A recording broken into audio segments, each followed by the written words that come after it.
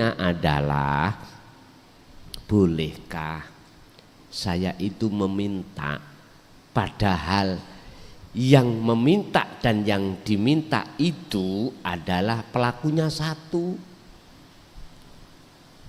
Bolehkah saya berdoa? Pun sekarang saya proses melihat dari ayat tersebut. Ada dua, Pak. Ada makhluk yang meminta dan memohon, ada kholik yang dimohon. Bahasa iya karena butuh hanya kepadamu, berarti posisi Anda itu masih di muraqabah. Ayat ini masih di muraqabah. Muraqabah itu apa? Jenengan sudah merasa bahwasanya Allah itu dekat, tapi belum ketemu. Inilah yang maksudnya ketika saat Rasulullah didatangi malaikat Jibril dan bertanya tentang mahwa al-ihsan. Setelah iman kan ihsan, Pak ya. Apa sih ihsan itu? Iman yang sudah benar. Iman yang sudah benar adalah iman di mana dalam hati sampai sudah tidak ngimani adanya selain Allah, selain Tuhan yang bisa menolong, yang bisa bergerak, yang bisa memunculkan rasa, yang bisa macam-macam selain daripada engkau enggak ada. Berarti sik muraqabah.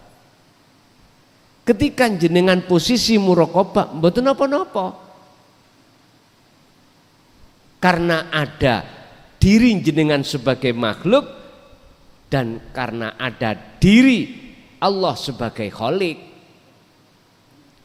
Tetapi tatkala jenengan meneruskan muraqabah ke musyahadah, maka pelakunya cuman satu, cuman tunggal pelakunya.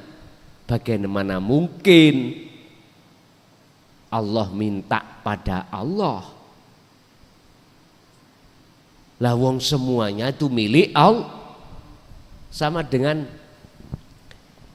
kita di rumah itu ada makanan, ya makanan kita. Mungkinkah sampai niki mengatakan Mbak Mi kula son njaluk sego minta nasinya ya? Masa mungkin gitu? Mungkin jenengan langsung mengambil, kita langsung mau ngambil langsung makan. Gak mungkin ada kalimat son minta nasinya, gak mungkin. Karena ini milik saya. Milik saya. Itulah Pak masuk di dalam sifat jaiz, kewenangan. Lah, bagi orang-orang yang sudah diletakkan musyahadah, versinya di khawasul khawas, lahirnya di mata umum berdoa, tapi batinnya tidak berdoa. Karena jaiz ini.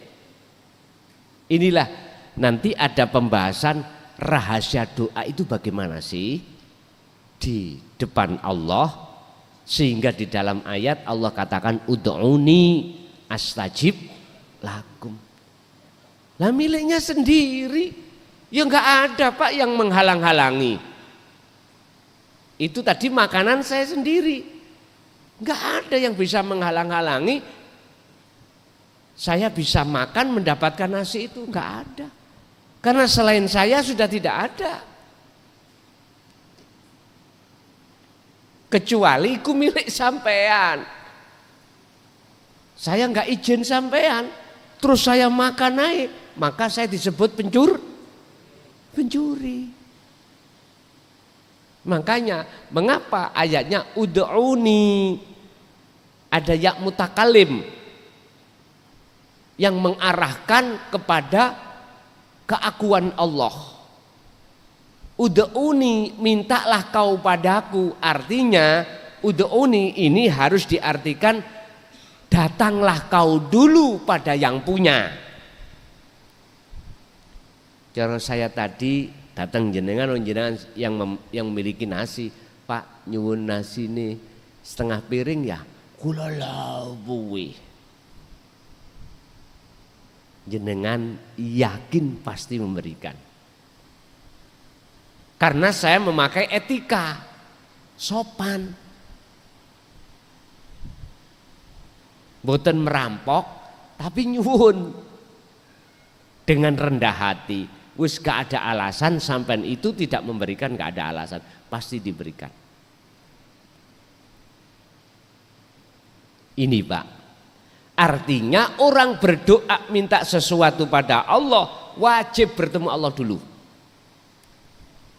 Karena apa yang kita minta itu milik Allah. Kalau sudah bertemu Allah, diri kita nggak ada. Maka fastajib, tak sembadani. Niki ayat ini penuh dengan tersirat juga. Pokoknya setiap ayat itu ada sesuatu yang tersirat, Pak. Tinggal kita membacanya dari mana? Muhakamah atau mutasyabihah? Jobo atau jero? Syariat apa hakikat? Nek syariat, kalau syariat ya sampean harus memakai tafsir muhakamah. Apa tafsir Jalalain, tafsir Ibnu Katsir, tafsir Mundir, tafsir Munir, tafsir Yasin, ada. Kalau kita mencari mencari arti yang tersirat, ya harus pakai tafsir mutasyabihat. Sumbernya ada di Al-Quranul Qadim, baru ketemu. Bapak Ibu hadirin, kalau jenengan diletakkan di musyahadah terus di khawasul khawas, secara lahir boleh Pak jenengan berdoa, tapi secara ruhaniyah jenengan tidak menghadap terhadap yang diminta, tapi menghadap ini wajah tuwaj, iya berarti tunggal. Kalau seperti itu, ya jangan disebut doa. Mana mungkin Gusti Allah iku njaluk nang Gusti Allah. Mboten mungkin. Iku sifatnya jaiznya Allah. Tapi kalau jenengan duduk di musyahadat di makom khos, mboten purun doa, enggak boleh memang. Mosok Gusti Allah njaluk. Mboten. Masa Gusti Allah minta? Sebab semuanya miliknya. Jadi wis cara dohir wis tidak Allahumma, ndak. Inilah wong jadab, kelakuane majedub itu orangnya. Jadi saenake tung Allahu Akbar, gak sholat ya gak salah karena gendenge, gitu. Wong jadab itu kan seperti itu. Sifat jaiz itu wenang segala-galanya. Karena semuanya milik Allah, milikku Allah wis. Makanya orang gila dalam hukum negara itu tidak bisa disentuh. Enggak bisa disalah, apalagi dapat sertifikat menur. Wah. Polisi nggak berani Pak nilang, nggak berani menghukum, manakala ditengarai melanggar undang-undang, nggak bisa. Di desa saya itu ada Pak, tetangga desa, ada seseorang yang punya sertifikat menur, orangnya sudah sedo sekarang. Punya sertifikat menur. Dia itu tiap malam itu bandar dadu Pak. Tahu bandar dadu nggih? Ini kalau masak yang gak mateng-mateng loh, dibuka, ditutup, dibuka, ditutup. Jadi dilihat nasinya belum matang, ditutup lagi.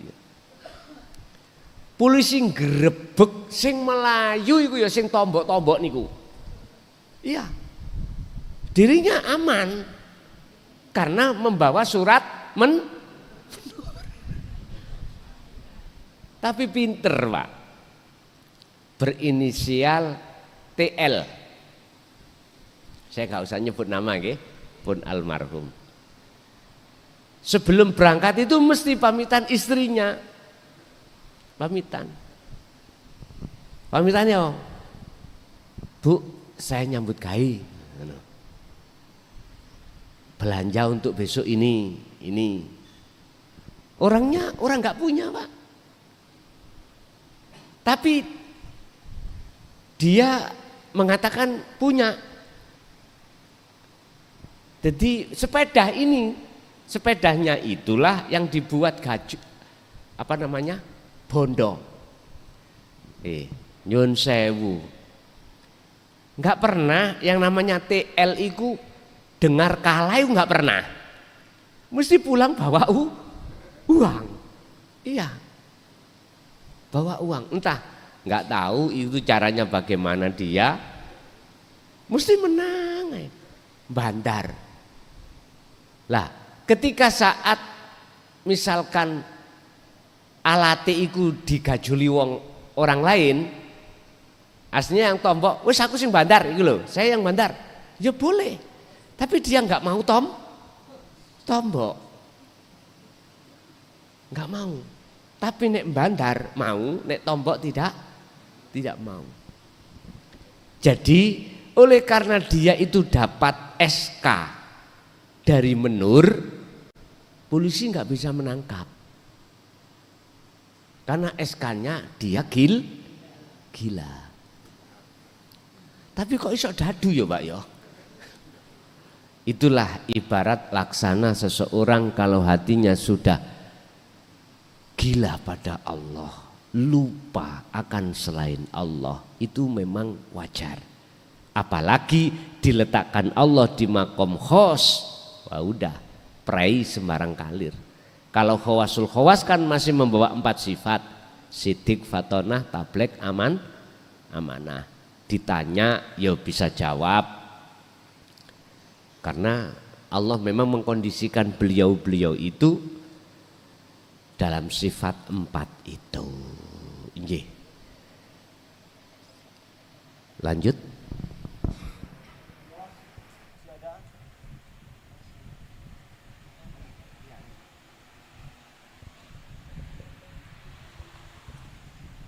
Assalamualaikum warahmatullahi wabarakatuh. Matur nuwun Gus yang selama ini telah memberikan pencerahan-pencerahan, dan matur nuwun, alhamdulillah saya bisa hadir juga di sini. Alhamdulillah, yang saya tanyakan hanya satu Gus.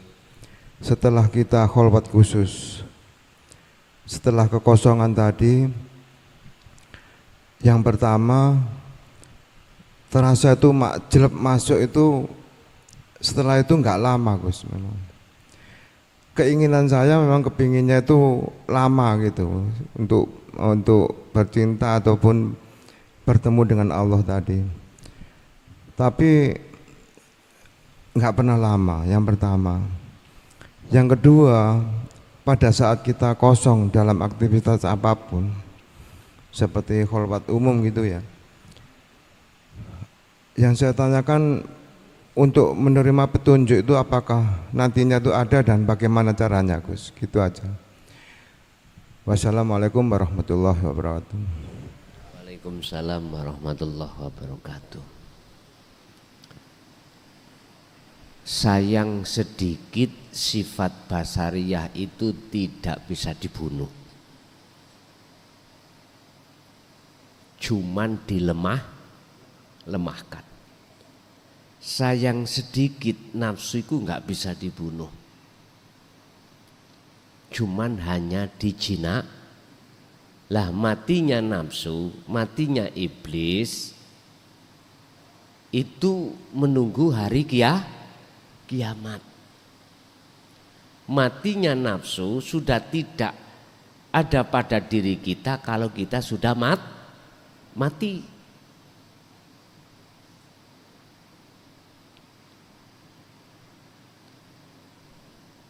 akhirnya di dalam satu ayat Allah mengatakan wa ma ubarri'u nafsi innan nafsa la amaratum bisu.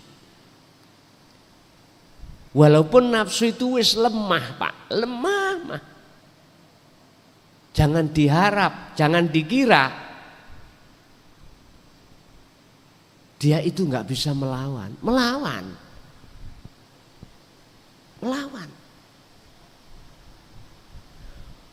Orang yang pernah dimasukkan penjara, ya,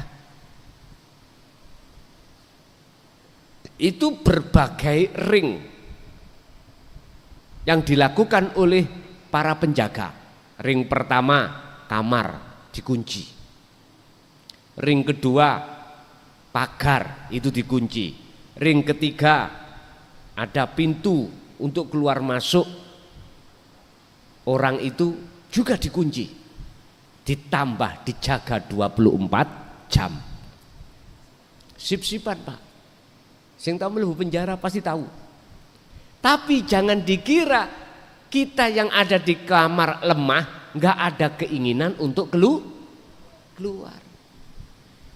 Saya dulu ya kepingin yohan keluar, akhirnya keluar dewe,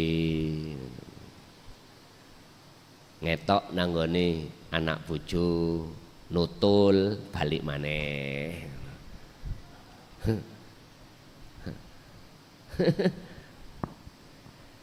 Pak, memang keinginan kita sebagai manusia pengen sing suwi, lah ngaten nggih. Pengen gendaan, pengen ketemu Allah lama. Tetapi mengapa kok diterjadikan Allah itu hanya sebentar? Itulah biar terjadi hukum basariah tadi. Yang kedua, Allah punya maksud niku. Punya maksud sendiri. Yang maksud itu kebaikan buat kita. Mengapa nafsu itu tidak dibunuh aja oleh Allah? Padahal mudah bagi Allah untuk membunuh nafsu, mudah. Ternyata liyabluwakum ayyukum ahsanu amala. Inilah sebagai ujian kita di mata Allah, apakah kita masih tetap iyyaka na'budu atau tidak. Hanya itu. Apakah kita masih tetap untuk setia pada Allah atau tidak. Padahal Pak, innallaha ya'lamu ma fis sudur. Kita nggak akan pernah bisa sembunyi dari penglihatan Allah. Sebab Allah itu yo ada pada diri kita sendiri. Bagaimana kita akan sembunyi? Oh nggak bisa. Lah, terus yang ditanyakan bagaimana di situ nanti supaya jenengan iki tidak sebentar sehingga lama. Tapi ojo sampai ngatur Allah lo ya. Jangan, kita yang diatur. Ini Rasulullah langsung diajari Allah 24 jam.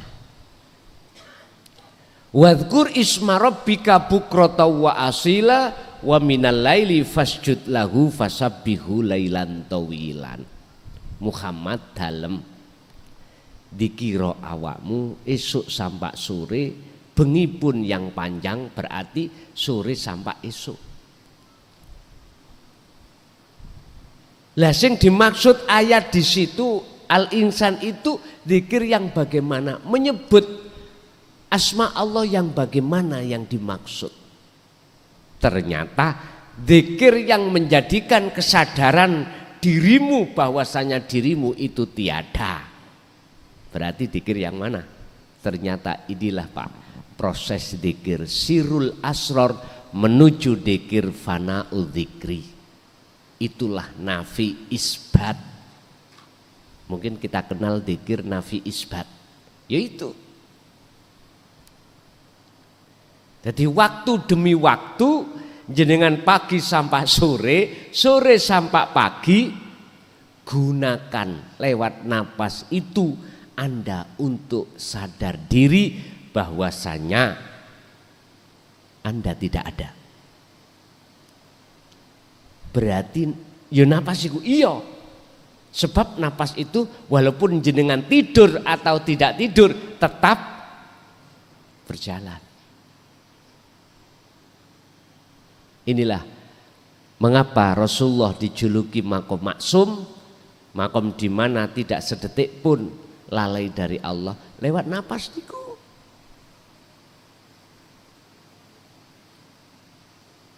Apa bisa tah jasad kita kerja, jasad kita kelon, jasad kita makan, jasad kita repot, terus hati sambung pada Allah?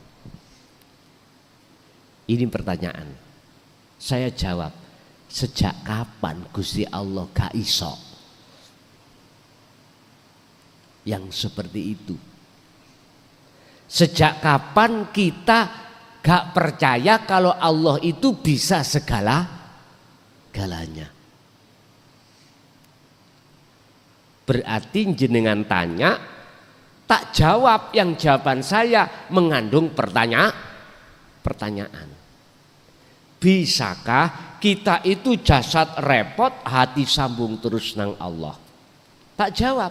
Sejak kapan kau itu masih ragu sama Allah? Kalau Allah enggak bisa seperti itu. Wis, nggih bingung Gus nek jawaban kaya ngono kuwi. Wis ngeten mawon ben gak bingung. Sampean kali kula kan pernah dadi anak kecil toh, Pak? Pernah. Ketika jenengan lahir, kita disuruh makan sendiri nggak bisa. Kadang tangan ini keliru ke irung gitu ya, keliru ke kuping, ke mata, karena kurang terbiasa. Ketika saat sudah diajari dan dibiasakan anak kecil itu makan sendiri dengan tangannya sendiri, walaupun lampunya mati jenengan, sampean beton nasi, bawa nasi, memasukkan nasi ke mulut nggak pernah kesasar. Padahal ya lampunya peteng.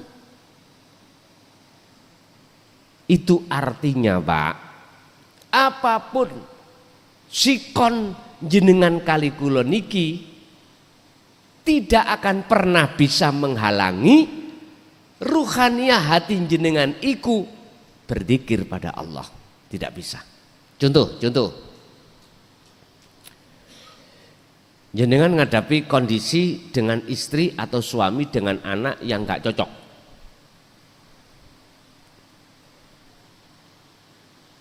Jenengan bermodalkan yakin bahwasanya ma lakum dzarra wala naf'an, selain Allah itu tidak wujud. Berarti kalau tidak wujud tidak bisa apa-apa. Lah terus nyatanya istri, anak, suami itu kok bikin pola gawe yang gak enak.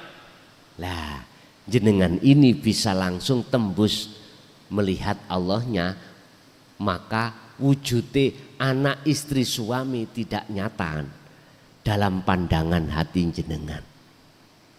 Mana mungkin jenengan akan bisa terhalang dengan kewujudannya anak, istri, suami, sementara ketiganya itu dalam pandangan jenengan ini sudah tidak ada. Bagaimana mungkin sesuatu itu bisa menutupi Allah? Padahal sesuatu di mata Allah itu tidak mempunyai sifat wujud. Tidak bisa, Pak. Jadi hal itu bisa selalu tertancap di dalam diri jenengan. Rahasianya adalah fastaqomu, istiqomah terus berzikir. Bahkan Syekh Ibnu Athaillah di dalam salah satu makalah mengatakan la tatruk adzikra, jangan kau tinggalkan zikir itu. Senajano walaupun li adami hudurika ma'allahi bihi, walaupun zikirmu itu tidak bisa hudur terhadap Allah, tetap itu jalankan. Sebab luweh bahaya kau lupa lalai pada Allah sebab gak zikir daripada jenengan lalai atau gak hudur sebab kau berzikir. Oleh sebab itu la tatruk, jangan kau tinggalkan adzikra terhadap zikir itu.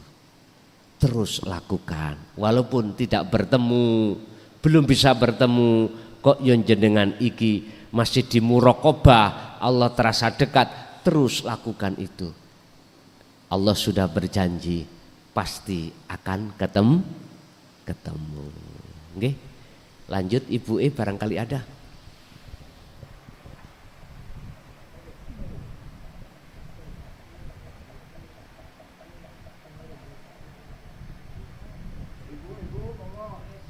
Mboten enten Bu. Lah nek mboten enten kula paring nih Bapak nggih. 2 pertanyaan lagi. Monggo Pak.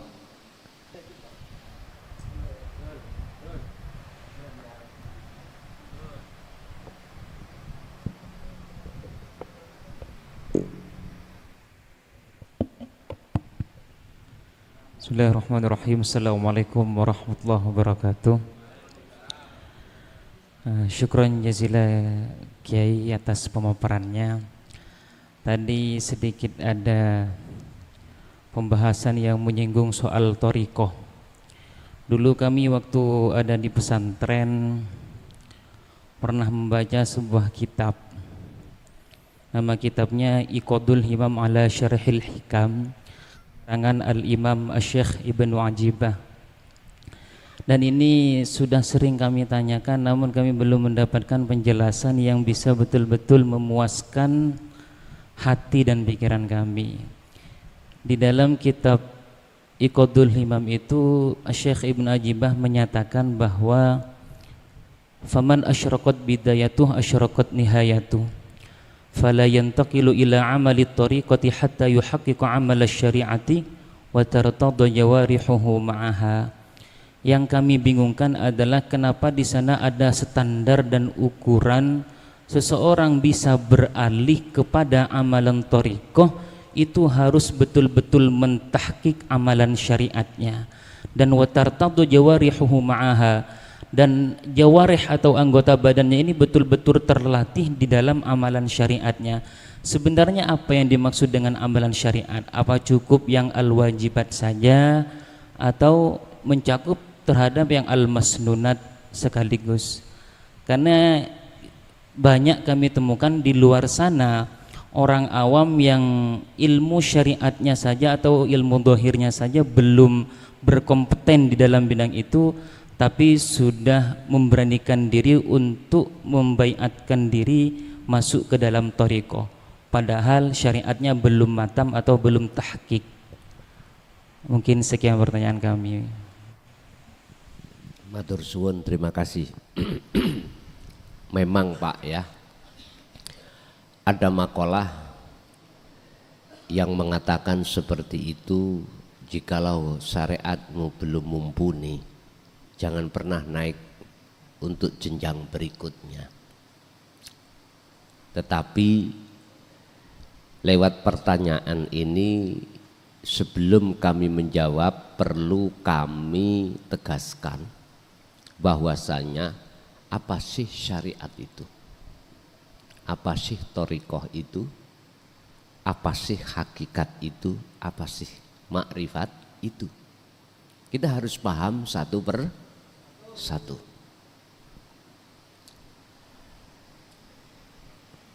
Kalau kami menerjemahkan mudah untuk dipahamkan, saya laksanakan gini, saya umpamakan gini. Syariat adalah sebuah kendaraan. Kendaraan, entah kendaraan apa terserah. Thariqah adalah jalan.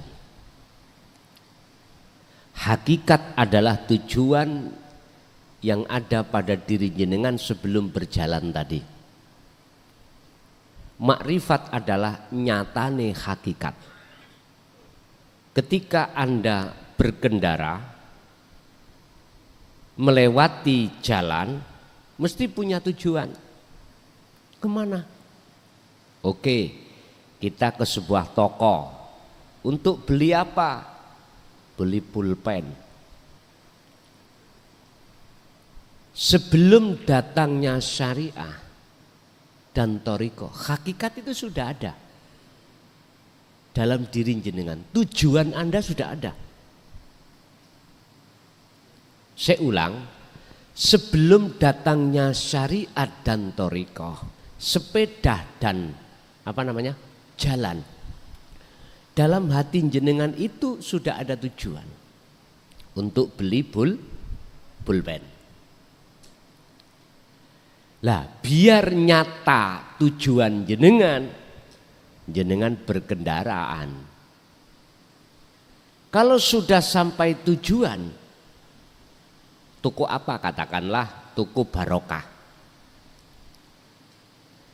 Sepeda sampai bawa masuk ke toko enggak? Jalan itu juga sampai bawa ke toko enggak? Jenengan hanya membawa tujuan. Masuk ke toko, kemudian beli pulpen. Kalau sudah dapat pulpennya, berarti itulah nyatanya hakikat disebut makrifat. Oke. Bagaimana kita itu bisa sampai pada makrifat? Syariah adalah kendaraan. Mana kendaraannya? Kendaraan sampai menuju makrifat syariat iku apa? Sebab ngene, Pak. Nyun sewu, nanti ada penjabaran tentang masalah syariat hakikat itu piye, thariqah hakikat iku piye, hakikat iku bagaimana? Mungkin itu diterangkan di dalam kitab Sirul Asrar karangan Syekh Abdul Qadir Jailani, kalau nggak salah loh ya, dan dalam kitab-kitab yang lain. Tapi yang jelas, kalau kita memandang syariat adalah sebuah ilmu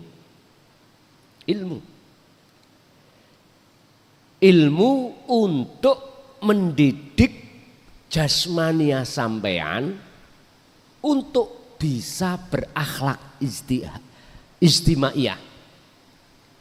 Hal ini ada kaitannya dengan ibadatul jawareh.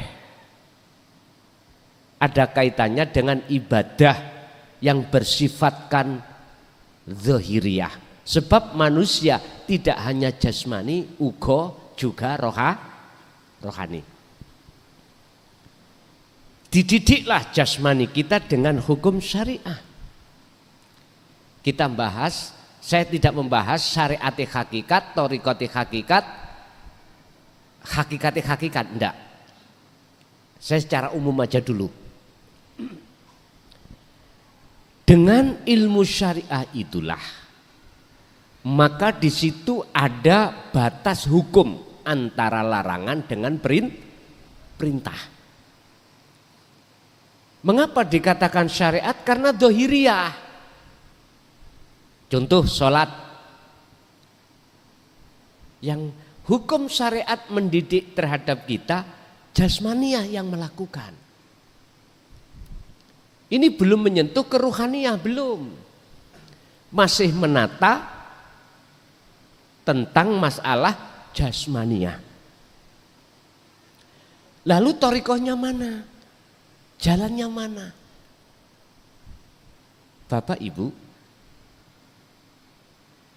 innallaha huwa rabbi wa rabbukum fa'buduh hadza siratum mustaqim. Kalau syariat itu sebuah ilmu sistem untuk mendidik kita biar bisa meninggalkan larangan, menjalankan perintah secara jawareh atau secara fisik, maka thariqahnya adalah sebuah nama dari seluruh ubudiyah, baik ibadatul makhduf atau ghairu makhduf, murni atau tidak murni. Ini menata jasmani dulu, sebab ada hubungannya dengan hablum minan nas, hubungan sesama manusia, etika, akhlak ijtimaiyah. Sebab kalau ini tidak sampai lakukan, akan disisihkan di tengah masyarakat sesama umat maghrib tung gak salat, berarti kan gak ngelakoni syariat, gak melakukan syariat, kita tidak bersyariat, akhirnya digunjing tetangga. Lah, nama sebuah sholat, nama sebuah aktivitas sholat, itulah thariqah. Saya tidak bicara thariqah yang dipandu oleh jadman yang mutabaroh, bukan Pak ya, bukan. Saya tidak arahnya ke situ.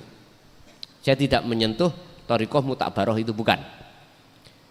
Yang jelas thariqah itu ada jalan. Artinya sholat ini sebuah jalan untuk Anda bisa bertemu Allah. Harus dikasih tujuan. Lah, tujuan inilah yang kusebut ilmu hakikat. Sebab tatkala jenengan iki sholat tanpa ilmu hakikat, aku tanya, ketemu Allah enggak? Jujur Pak, kami juga jebolan pesantren, tapi bukan berarti saya alim, enggak. Saya enggak ngaku itu. Oh, ngaku mondokku itu belakrak kok. Iya.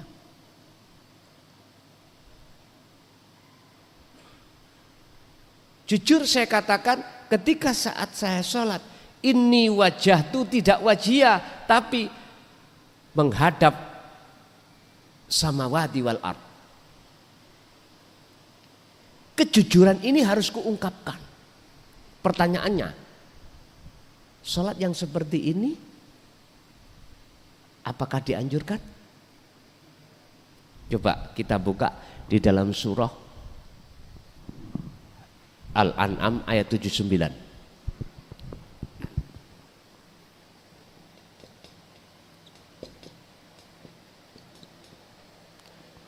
Ini kisahnya Nabiullah Ibrahim. Ya, kisahnya Nabi Ibrahim.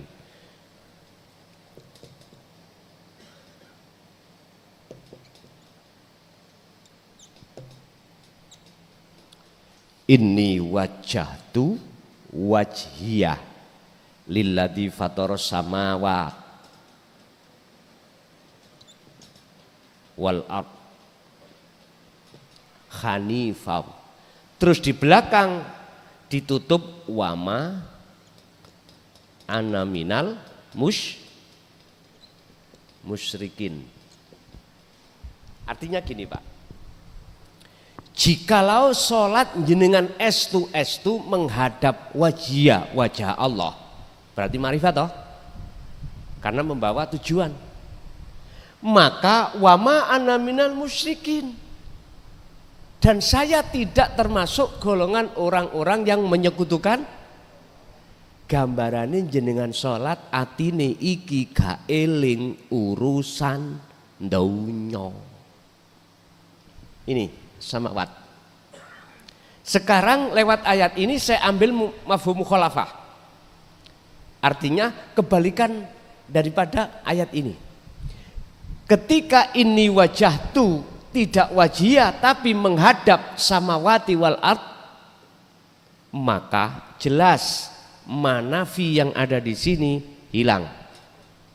Akhirnya wa ana minal, terima gak terima, fakta seperti itu kita. Mungkin dibuka di dalam surat Al-Baqarah ayat 54. Kisah Nabi Musa diperintahkan Allah di tengah-tengah kaum. Oleh karena kaum itu hatinya bittikhadikumul ijla, isinya adalah anak sapi atau sapi artinya menyembah sapi, maka Nabi Musa diperintahkan Allah ke kaum itu mengatakan, innakum dolamtum anfusakum, kamu itu telah berbuat dolim pada dirimu sendiri. Dengan bentuk apa? Bittikhadikumul ijlah, menjadikan anak sapi sebagai penyembahan.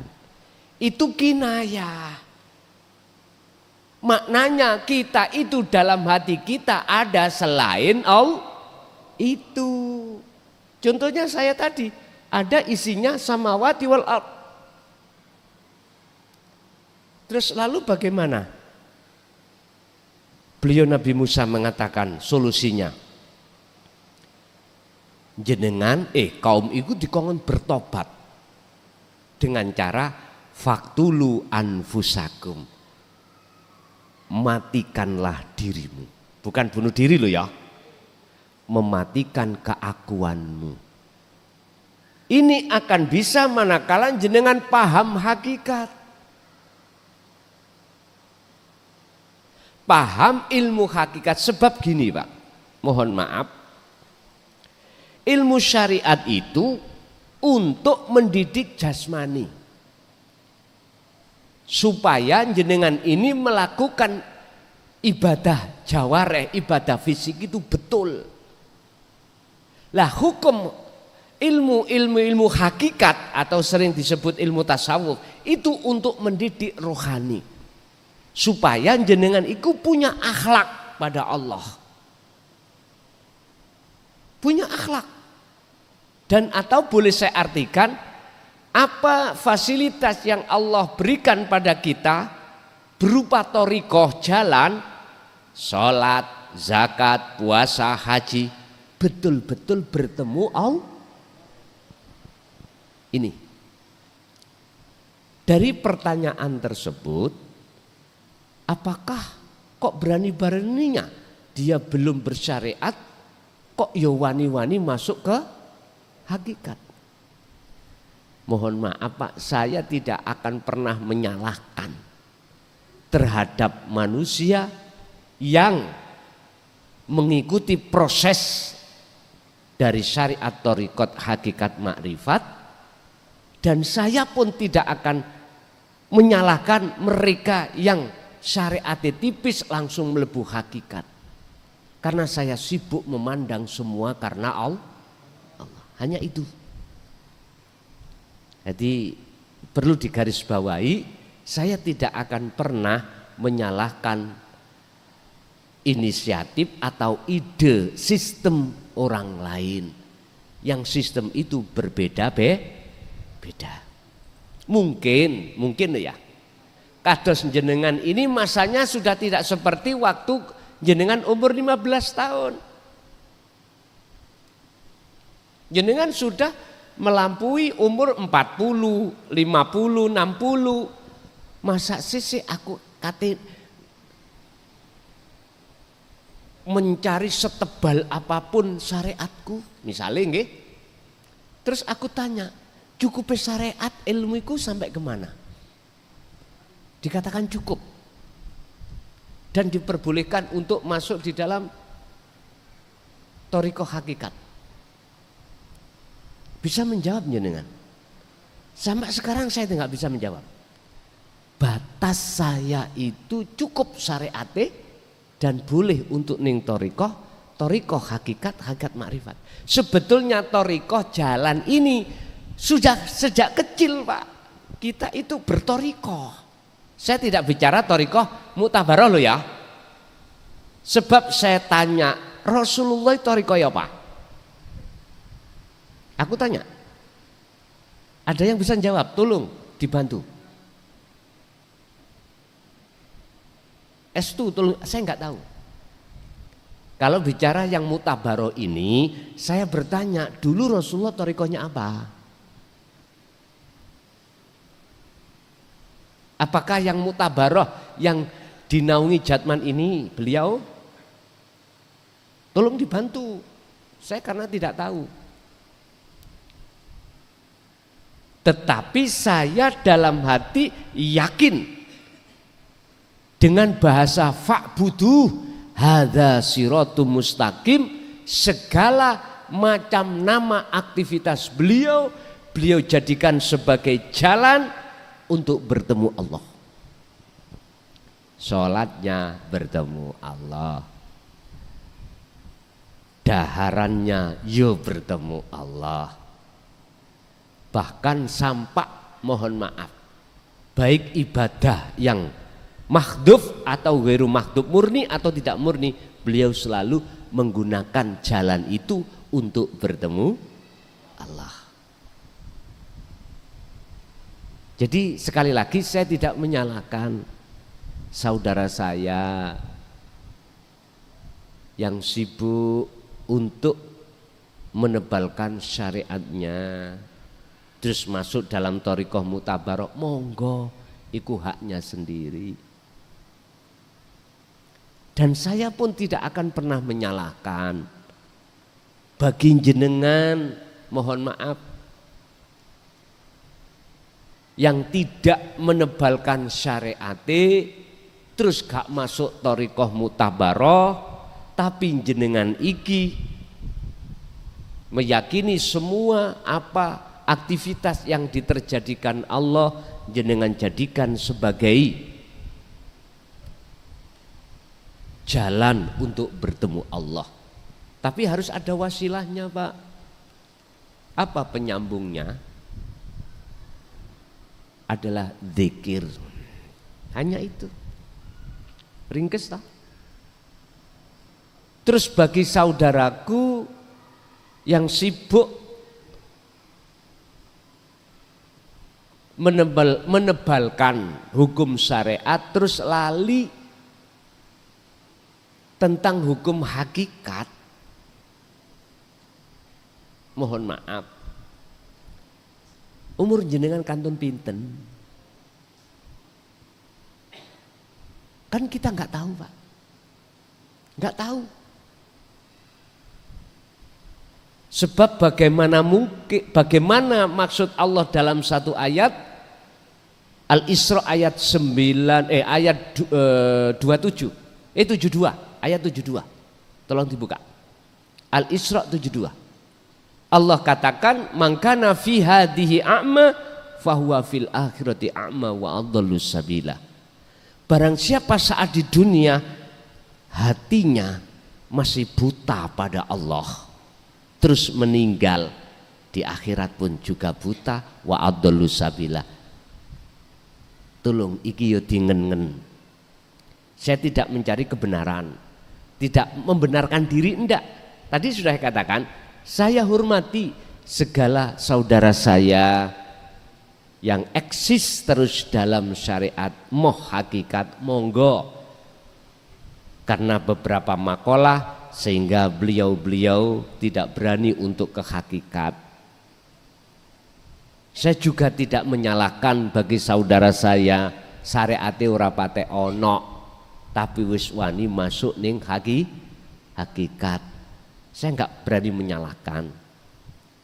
Mungkin dalam pertimbangan jenengan secara ruhaniyah umur tinggal sedilut, belum ketemu Allah, belum mengenal Allah, akhirnya dia lebih mengementingkan ibadah yang bersifatkan qalbiyah, ruhaniyah ini.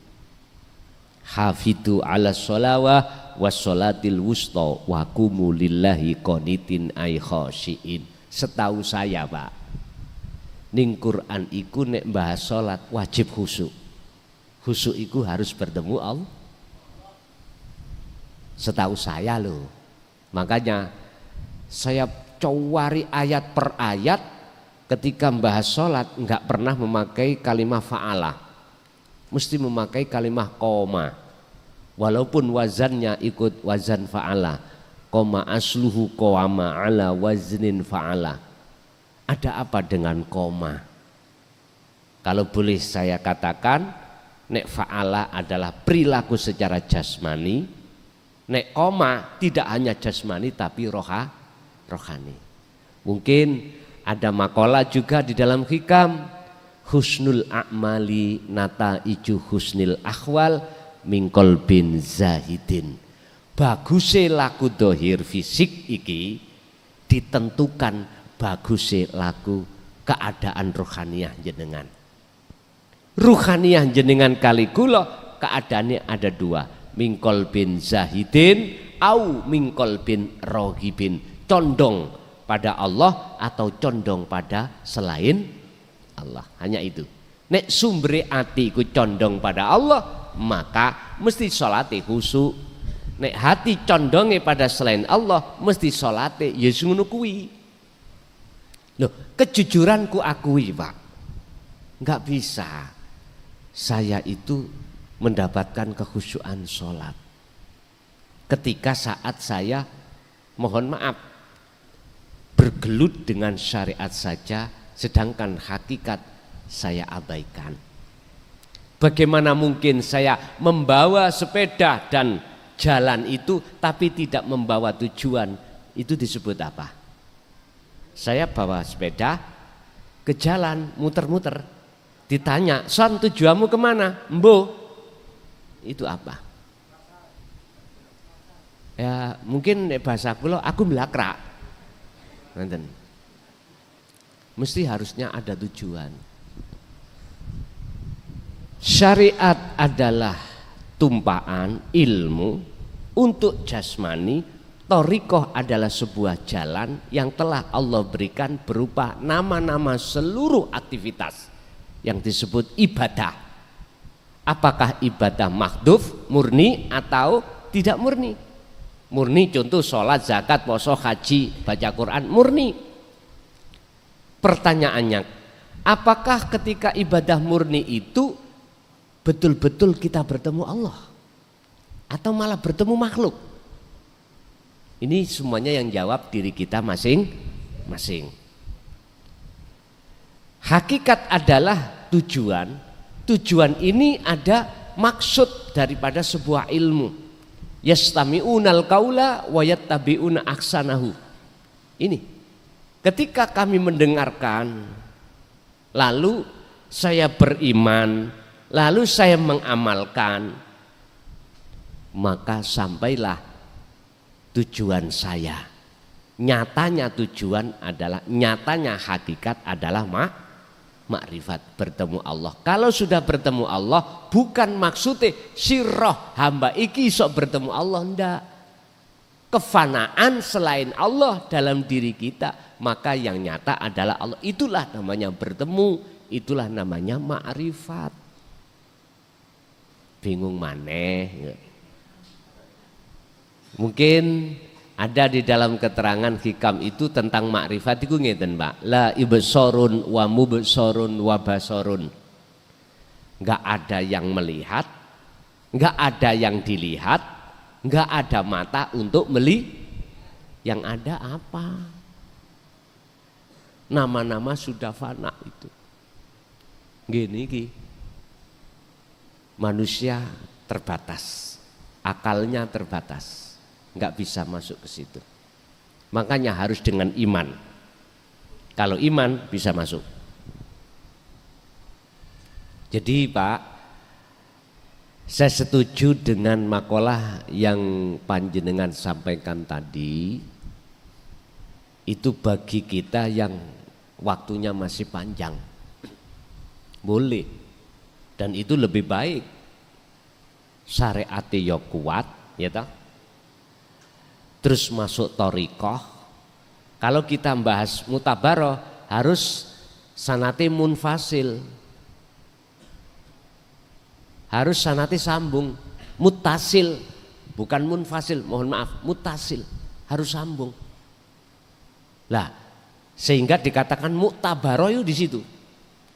Sanatnya itu sambung sampai kanjeng Nabi. Terserah jenengan pakai thariqah yang mana. Ini kalau kita membahas mutabaroh. Tapi saya katakan dan saya bertanya, Rasulullah pakai thariqah yang mana? Selama ini kami belum pernah ada jawaban yang menguatkan Rasulullah Torikoi A, B, C, Z yang dalam mutabaroh belum sampai detik ini belum ada jawaban. Cuman di dalam jawaban hati saya seluruh aktivitas yang diterjadikan Allah pada beliau itu dijadikan beliau sebagai fasilitas atau sebagai jalan untuk pertemuan beliau terhadap Allah. Namanya makola, siapapun boleh bermakola, ya toh. Makola itu pendapat. Siapapun punya hak untuk berpendapat, siapapun. Cuman makola ini bisa diterima apa enggak. Lah saya sendiri nggak butuh bah kok terima bah nggak butuh itu saya. Karena sifat saya tentang fafirru ilallah adalah inni lakum minhu nadhirum mubin. Misalnya itu aku. Nggak ada urusan. Setiap makolahku itu harus ada yang mau terima atau tidak, itu bukan urusan saya. Bukan urusan saya. Bukan urusan saya. Dan saya bukan ngurusin jenengan harus mengikuti ajaran ini atau makolahku, enggak. La ikraha fiddin qad tabayyana rusdu minal ghayy. Enggak ada paksaan. Bagi panjenengan beriman atau tidak itu hak jenengan. Saya statusnya hanya menyampaikan saja. Urusan percaya gak percaya itu tergantung umat masing-masing. Rasulullah pernah ditegur Allah, Muhammad, jangan pernah kau memaksa terhadap umatmu untuk beriman seperti kamu. Sifat kamu hanya menyampaikan aja. Oleh sebab itu jangan sakit hati kau bila mana ada umatmu yang menolak, bahkan mencaci apa yang kau sampaikan, jangan. Lah ini bisa Pak ati mboten ganjel manakala kita tidak memandang makhluk tapi memandang Allahnya. Sebab sudah jelas manusia sifatnya itu la haula walaku, tidak punya daya upaya untuk berbicara, melihat, mendengar, apalagi merasa ngerti, merasa alim, merasa pinter, merasa mulia, merasa nggak ada. Walaku wata, kekuatan apapun nggak bisa. Tapi semuanya itu manakala terjadi semata-mata illa bil. Loh jelas toh? Wa malak Allahu khalaqakum wa ma ta'malun. Kesimpulannya Pak, itu tergantung makom kita masing-masing. Kalau kita masih di makom yo harus tebal syariate, harus makom lo ya. Makom beda dengan makom khos ataupun bahkan khawasul khawas, beda pandangannya. Sama dengan ini tadi loh Pak. Nah, kelengkeng. Kalau jenengan iku memandang rasa manis itu dari makhluk, jelas datangnya dari makhluk. Ini buktinya secara realita, kalau saya tidak makan kelengkeng gak mungkin terjadi rasa manis. Benar toh? Miturut makom kita. Tapi kita tidak sadar pandangan makom khos atau khawasul khawas. Makom khos atau khawasul khawas itu memandang Allahnya. Hidup di dalam rasa tadi. Lawang rasa sampean gak iso nggambarke, apalagi menggambarkan di dalamnya rasa itu, yaitu disebut laisa kamisli syai'un. Sebab jikalau tidak ada Allah di dalam dan di luar, gak mungkin makhluk itu bisa mendatangkan rasa manis. Lah, inilah perbedaan antara dua pandangan manakala sama-sama tidak mengerti pandangan satu sama lain, mesti gak iso ketemu. Gak iso clear. Sebab kita memandangnya makhluk. Buktinya kalau tidak ada kelengkeng, gak makan pelengkeng, ya memang gak terasa manis. Tapi kita nggak sadar secara ruhaniyah, batiniyah itu ada Allah. Makanya sebab itu tergantung panjenengan. Kalau saya pribadi mungkin lihat kondisi. Kondisi sampean iki sampun sepuh-sepuh, sampun tua. Kapan meninggal yo nggak tahu. Kapan meninggal kita nggak tahu. Apakah nunggu harus tua? Belum tentu. Apakah harus sakit? Belum tentu. Idza jaa ajaluhum la yastakhiruna sa'ah wa la yastaqdimun. Kalau itu sudah datang maka tidak bisa dimajukan, tidak bisa dimundur. Kalau jenengan mempunyai pertimbangan,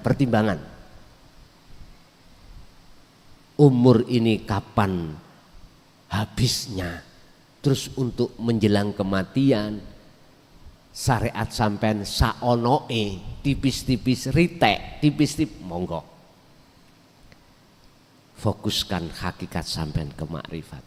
Ini kalau saya. Tapi bukan berarti saya menyalahkan mereka bergelut terus di dalam hukum syariat. Ndak. Haknya orang itu masing-masing. Saged dipaham nggih? Nggih.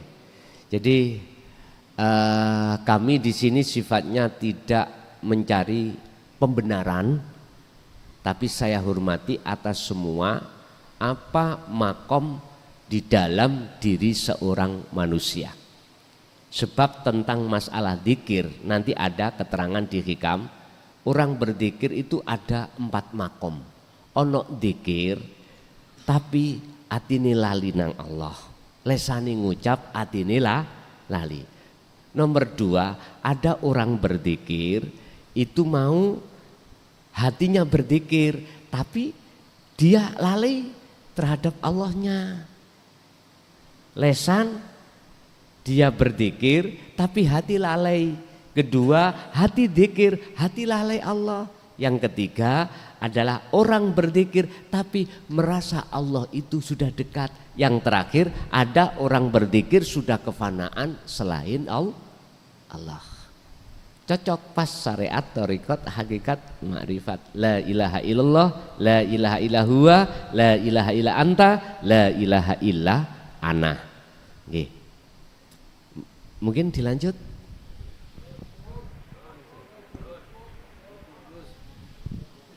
Sampai jekap ya. Nggih, Bapak Ibu hadirin jamaah rahimakumullah, itu apa yang telah diberikan Allah beberapa ilmu pengetahuan. Barangkali di situ ada satu kalimat saya misalkan yang kurang berkenan di hati jenengan, saya minta maaf yang sebesar-besarnya, dan mudah-mudahan ilmu itu tadi bisa memanfaati terhadap kita dan anak putu kita ila yaumil qiyamah. Lahumul Fatihah.